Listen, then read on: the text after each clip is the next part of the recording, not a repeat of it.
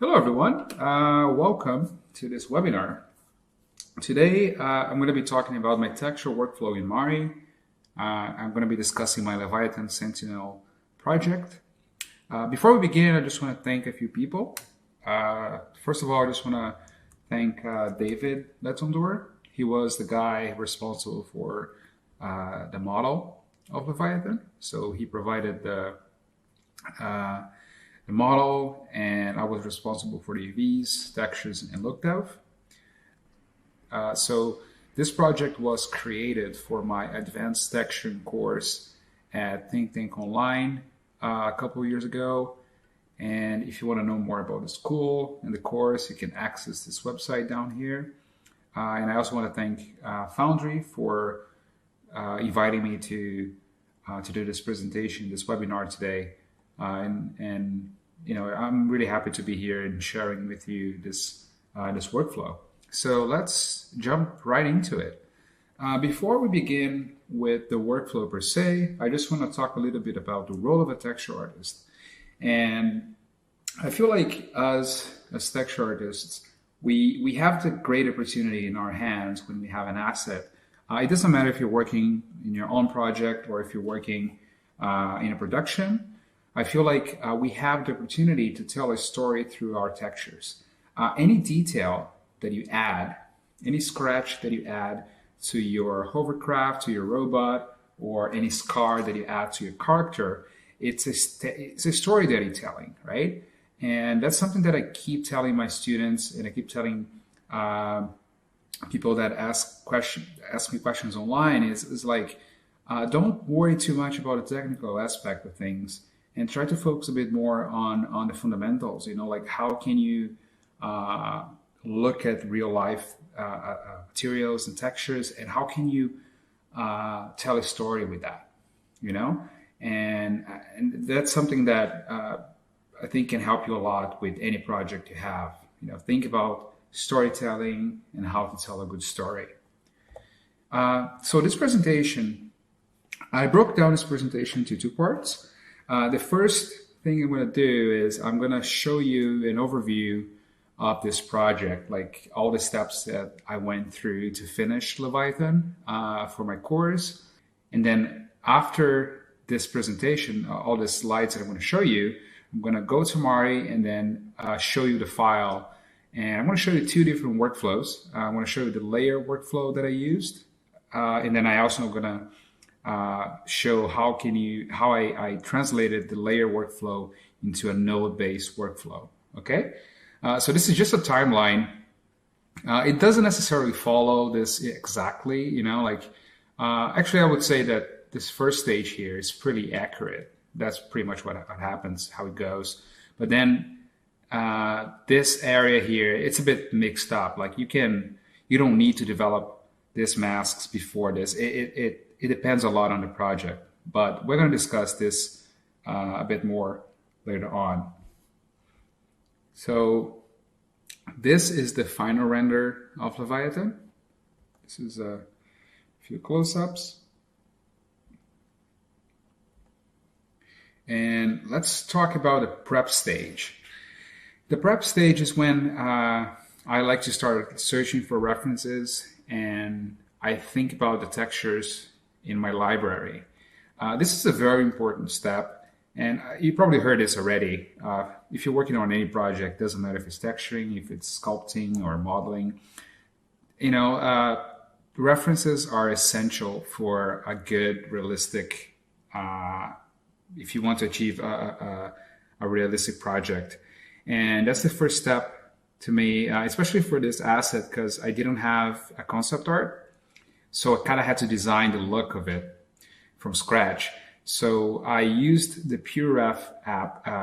It's not an app, it's a software you can download on this website. PureRef is great because it's like a mood board, and you can drag all these images, and you can add this, you know, lettering here. And yeah, you should definitely use it if you want to, you know, create mood boards and things like that. So I added a few real-life references. These are some suits that I found online. My main reference was the Pacific Rim Pacific Rim white suit. So this suit was my main inspiration for Leviathan. I loved the scratches, and I found so many good references online for like the different damage states. I also had some different ones here for different materials. Like one thing with references is you have to be careful to not have way too much, because sometimes you can get lost. What I usually do, I have like one, which is like my main reference, and then I have some secondary ones. And I also like to have a CG render as my inspiration for the level of detail that I want to achieve. In this case, I had Chappie here, and I really liked the level of detail that he achieved with his textures on this asset. So I just put it here as an inspiration for me. So after I found all my references. It's time to unwrap I unwrapped Leviathan, and this is just like a little graph that I put together, because it's funny, because a lot of people, when we talk about UVs, when they're making UVs for an asset that has like 5 UDIMs or less, they say, oh no, it's super relaxing. But as soon as they work on an asset that have like 50 or more UDIMs, they know how annoying, and it's a nightmare. Like if you do a proper layout of an asset that has all these UDIMs, it's going to be a headache. But UVs are one of those things that it can be really annoying, but it's also like one of the most important things to keep in mind, because if you spend some time here, you're going to save a lot of time later on. And here on the side, I put a few QR codes along this presentation. So in this case, I wrote a few articles and tutorials in the past about UVs. So if you scan this code here with your phone, you're just going to link you to my website, so you can take a look on those articles later on if you want. But I go more in depth about UVs and how to lay them down and think about resolution and how to optimize them. But again, really important. This is just a breakdown of my UV set, my UDIMs for Leviathan. That's how I broke down into materials. A lot of people ask me like if this is like the final layout, if I ever change this. I mean, especially in production, this changes a lot. In this case, like if you look at the final render, I had these brass pieces, these golden pieces here that I didn't think about them in the beginning when I was making my UVs, so they're not even here. So what I had to do, I had to manually select them, those pieces, and then make them like that. So I had to create some isolation masks later on, which is fine. But as long as you have organized UDIMs, it's easy enough for you to select them. Because if you have automatic UVs layouts, it would be a nightmare for you to select them. So this is something that, especially if you're working in a company, it's really considerate for you to organize the UVs properly and make sure that the texture artists have a good layout to work with. So after we have our UVs, we're going to start baking our maps. This is another important thing. Like, having good UVs will also help you having good baked maps, because it would depend a lot on the UVs and the resolution you have. So keep that in mind. And this is just a few maps that I used for Leviathan. I just put I had curvatures from ZBrush, from the extension pack in Mari, from the ambient occlusion built in Mari, and maps from Substance. I just use whatever I have in hands to bake these maps, and they're really important because they're going to help me drive a lot of the masks, like the wear masks that we have on the edges, and if you want to add dust to the crevices. So these maps are extremely important. So after I have all this together, I have my UVs ready, I have my maps baked, it's time to assemble my scene. And if you know me, if you know my work, if you've seen my videos before, you probably know how obsessive I am with organization. And this is something that a lot of people say, like, oh, but I'm not organized, like I'm not, I don't have OCD like you do. How do you want me to organize my things like that? And honestly, it doesn't have to be like crazy organized. Like, you don't have to color code everything. But just by keeping naming conventions and things consistent, it's going to help you a lot down the road. And there's one method that I talk about a lot is the mise en place method. That I didn't create the method. I just put a fancy name into it. It's just a matter of like organizing everything before you start texturing. And I talk extensively about this workflow in a video. So I just put this QR code here. So if you want to watch later. In the past, even when I created this project a couple years ago, I used layers. And for the longest time, since I started my career, I was using layers quite a lot. But in for the past year or so, I've been using nodes quite a lot, the node graph in Mari, and I just fell in love with it. To me, it's like you should use whatever you feel comfortable. If you can, work and deliver good work, it doesn't really matter what you use. But I would highly recommend you to take a look at the node graph and see if you can get used to it, because it's extremely powerful and it's super modular. If you're working on a team, like, it's super easy for you to share with other artists. But one thing I would say is, when you start assembling your texturing scene in Mari, I would choose your workflow. If you start working with layers, stick with it until the end. Because if you try to switch to nodes in the middle of the project, you're gonna have a crazy headache. And same thing with nodes. If you start working with nodes, keep using nodes until the end. And this is an example here. If a file that is start with nodes, you can keep it quite tidy and organized, especially now with the geo channels in Mari 4.6. It's super nice and it's easy for you to keep organized.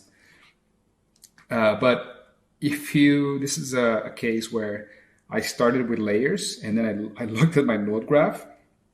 This is how it looks like. It's going to be a nightmare. So choose the workflow that you want before it's too late. You can still organize this, but trust me, it's going to be a nightmare. But later I'm going to talk a little bit about the two workflows in the end of this presentation, and then you can understand a bit better. Okay, so after we assemble the file, we're ready to start working. There's a stage where I start developing my masks. In this case, again, this is going to depend a lot on the project, but for Leviathan, I started developing my damage masks and dust and dirt and etc. I have here you should talk to your look dev artist. In this case, I was my own look dev artist, so I talked to myself and I said, "Hey, what's up? What do you need?" And I'm like, "Oh, I might need some, damage aware, edge wear mask and some dust and dirt." And to me, with these masks, I had the opportunity to start telling a story with the details. That's what we talked about, right? Storytelling. I tried to mimic the main details that I saw on that suit that I talked about.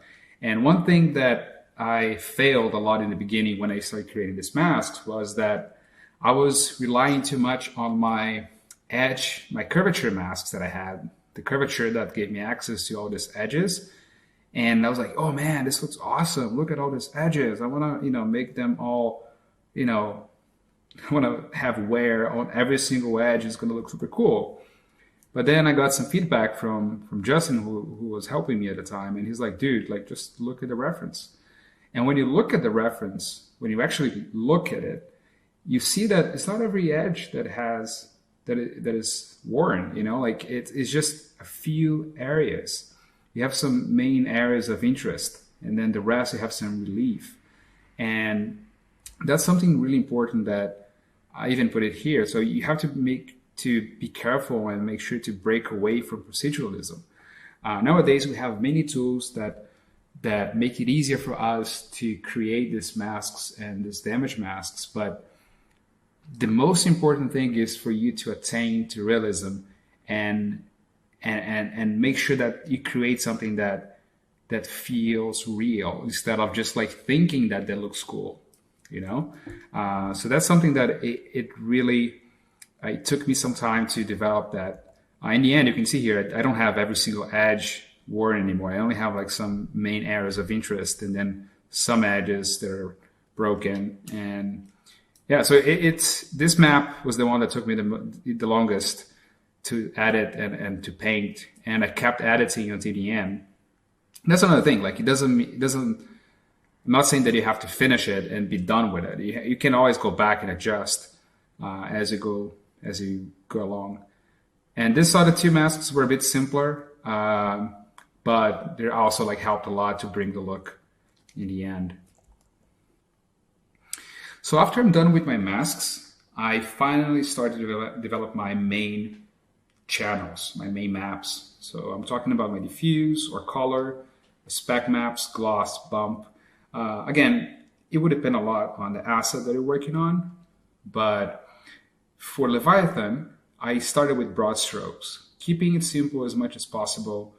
I had, thinking about color breakup and adding breakup to every single map so it doesn't look flat, and adding some extra projections, like some extra scratches and things like that. So this is how they look like in the end: diffuse, spec, glossiness, and bump. And so I spent more time on my masks for this asset specifically because most of it was most of the look came from the spec and gloss maps because it was mainly metals, and I also had some extra maps in the end. These maps they help a lot the look dev artist, in this case myself, to adjust a few things in the shader side if needed. So this is an example of two types of masks. You can have some isolation masks that isolate some specific areas of your model. Isolate. Some people might have a material ID that have different colors for each material, or black and white maps, such as this one. It would depend a lot on your preference, on the preference of the shade artist. And there's also RGB masks that you can create. The good thing about RGB masks is that you can store three types of maps into one single channel. If you scan this QR code, there's an article that I wrote about RGB masks and how to create them. But it's pretty useful. And okay, so after creating all these maps, it's time to start testing. I started testing my maps in V-Ray, and it's time for some feedback and last 10%. And in this case, I was my own supervisor and lead because I was working by myself. But I did ask my friends for some critiques, and so it was really important to bring this guy to life. And another important thing is, did you archive your file? Make sure that you archive your file, because I've lost many projects in the past years just because I forgot to archive. And yeah, just make sure you archive your file. And thank you. So this is the first part. And now I'm going to jump into Mari and show you two different workflows: the layer-based workflow and the node graph workflow. Okay, so now we are here in Mari, and the first project I want to show you is the layer version of Leviathan. So this is the version that I actually worked on when I completed Leviathan. I worked completely in layers at the time, and And again, it worked fine. It's pretty efficient, especially when you work with shared layers. This again, one of the most important things is to keep things organized as much as you can with names, so you know where things are going. Because here, as you can see, I have a channel called resources. So let's open this down here. And then I have all my baked curvatures. And if I'm pressing I right now, so I can change and look through the current paint target. You can see all the different curvatures that I baked and I imported. And so before I started painting anything, I just brought in all of my resources, all these occlusions, all these curvatures, the thickness. I just added into this channel. So whenever I needed that, I could just bring that in. That's part of the mise en place method that I talked about in the previous presentation.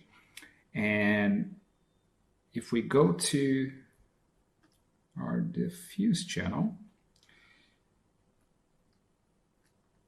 you can see that I also used some ISO masks. So these are the isolation masks that I talked about. I created these masks. I isolated each material before I even start painting. This is like preparing for the painting process. And then later on, let's say if I wanted to work on my white metal in my diffuse, like here, for example, anything I dropped into this folder, it would be completely isolated by this mask ISO white metal. So let me just turn off these other ones. I'm just going to keep the white metal on right now.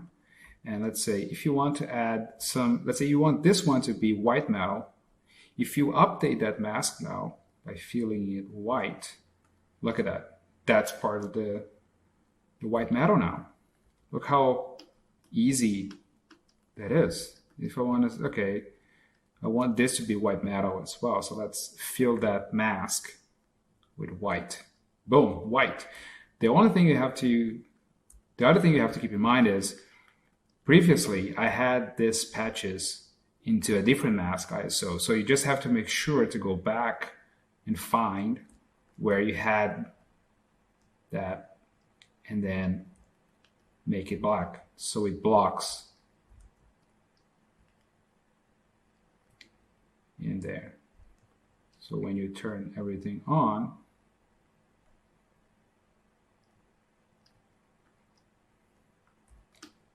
yeah, so this setup worked super well for me. But I think the main thing was keeping it very super organized and consistent. Same thing with the names.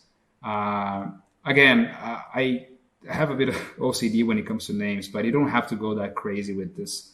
But at least putting some basic names like, oh, this is a basic color, this is a breakup.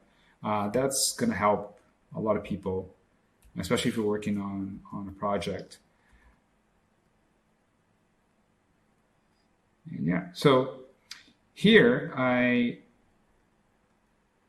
just going to show you my thought process of the white metal, which I think is the one that is quite interesting. So I just started with a base color. And then I had just a tileable to add some breakup. Just have this, I'm just pressing L right now to access this image viewer. So I just added one of these textures. It's really good to have a library like this one with black and white stencils. You can create yourself from textures that you download or download a package. There's a lot of good packages online with overlays and things like that. So I just added that to add like some color variation. Again, looking at your reference, right? Here you can barely see that variation, but it's just good to not have a flat color.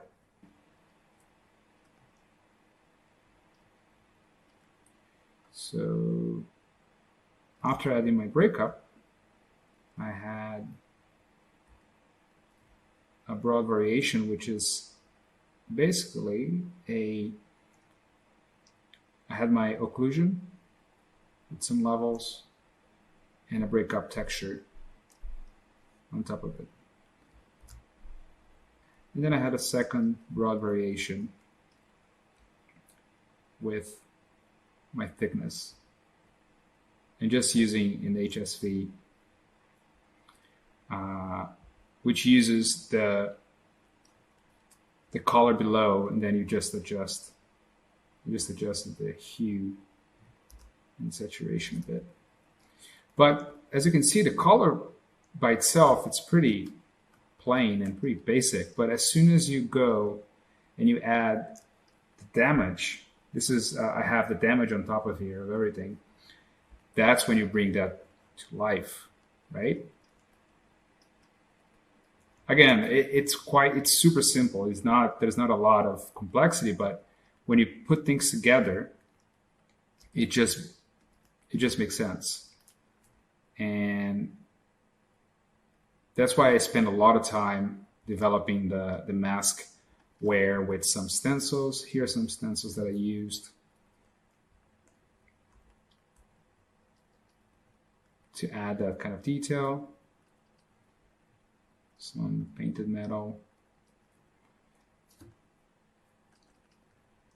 And I just projected them in those areas in some specific places.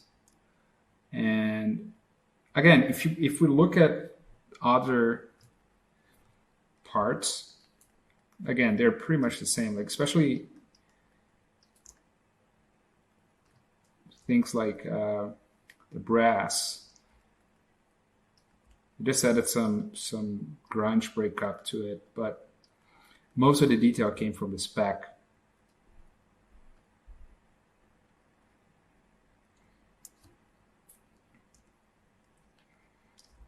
Got some color variation in my spec color there.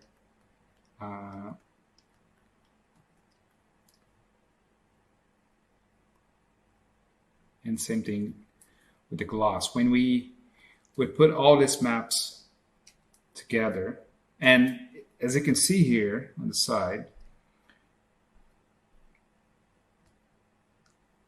there's not a lot on each material. Like, of course, this the complexity will depend a lot, but I only have a tileable and a layer with some broad variation and some painted stuff. But for this asset, and specifically, most of the detail came from my damage masks that added the complexity that I wanted on Leviathan.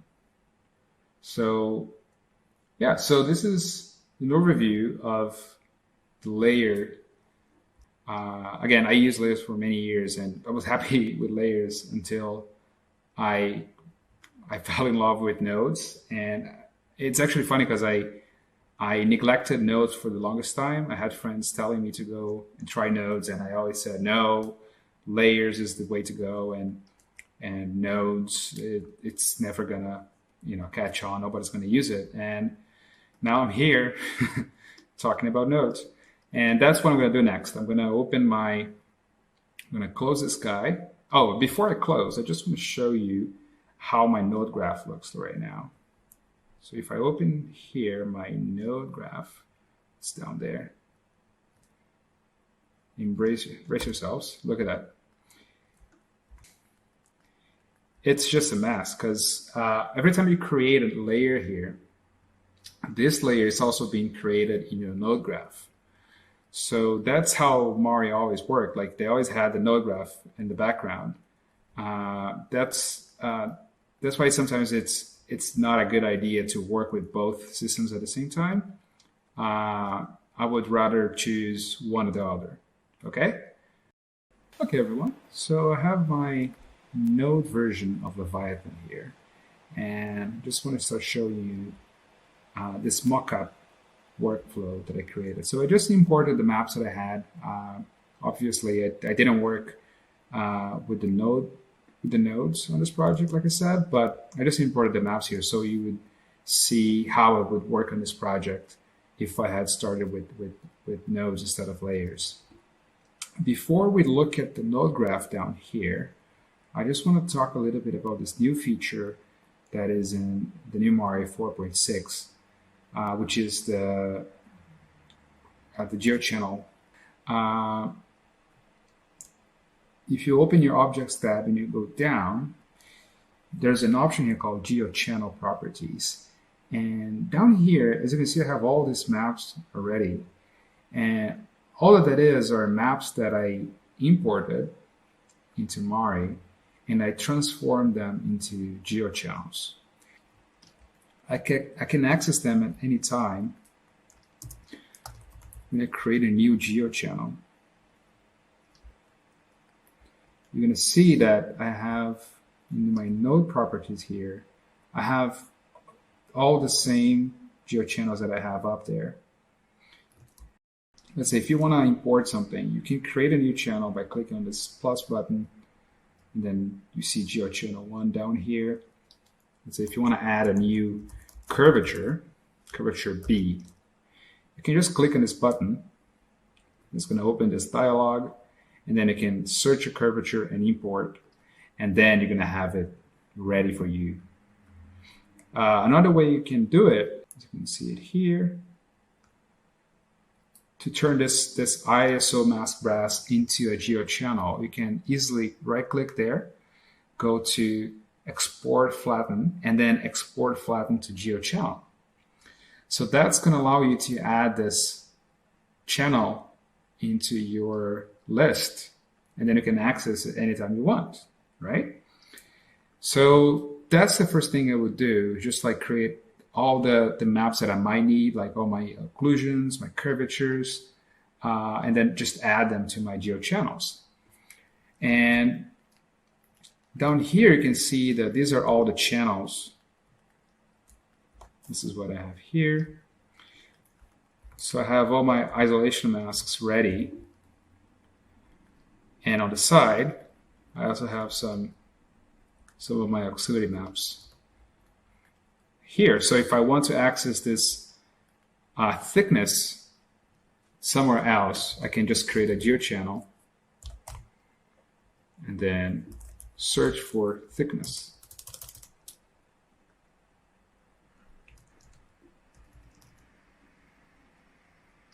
So if you press 1 and view through that, you're going to see that it's the same one. That's the first thing I would do before I even start this, the main channels and masks down there. And then I would start creating my masks. Of course, in this case, I only have one layer because I just imported that into a paint layer down here. But in an actual project, you would see a lot of layers here. Some of you might be asking, like, why the nodes in Mari, they look like Nuke?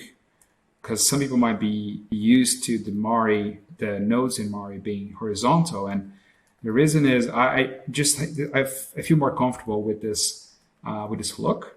But if you want, you can press Shift S, and then you can turn these nodes into the Mari version, which is horizontal. The thing is, if I create a new channel now, new node, it would still look like Nuke. So if you want to change that, you can go to Preferences, and then Node Graph, and then change it to Show Port List. And here I just created a quick mock-up on how I would develop my channel. Let's say my diffuse, like I just created a quick diffuse here. So I started from the top. Down here, I have my channel node.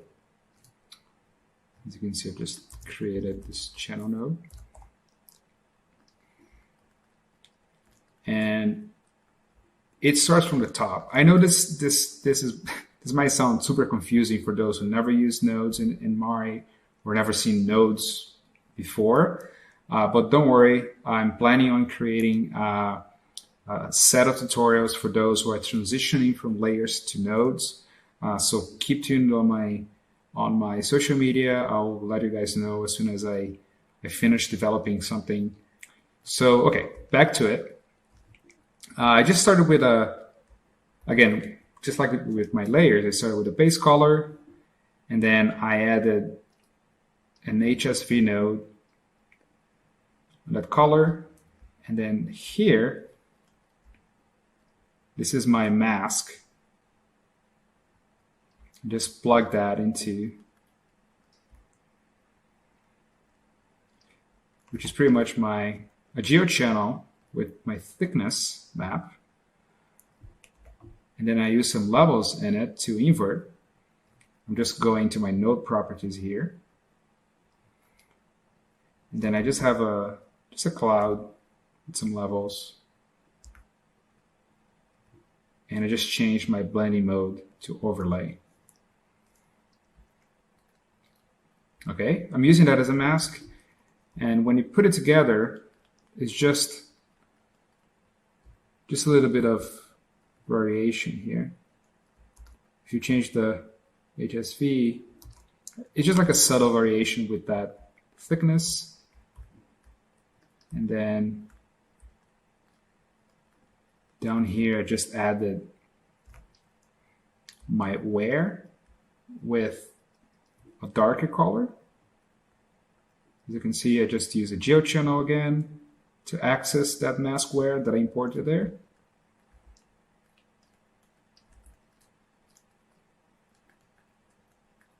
And I use this just to isolate my white metal. And then I will keep going down with the other materials. Okay?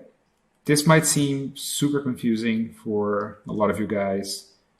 But again, I'm planning on creating a set of tutorials to help you transition from the layer workflow into the nodes. And another thing that is pretty awesome about this node system workflow is that if you're working in a project with a team, it's super easy for you to export. Let's say you created this awesome mask dust and you want to share with your friends. It's as easy as you can imagine. So if you just select that, right-click, File, Export Nodes, and you export this somewhere. Just gonna export that as test. So I just exported that, and then now I'm gonna go to File, Import Nodes, and I'm gonna bring that in. Your friend can import that and have the same mask dust that you have.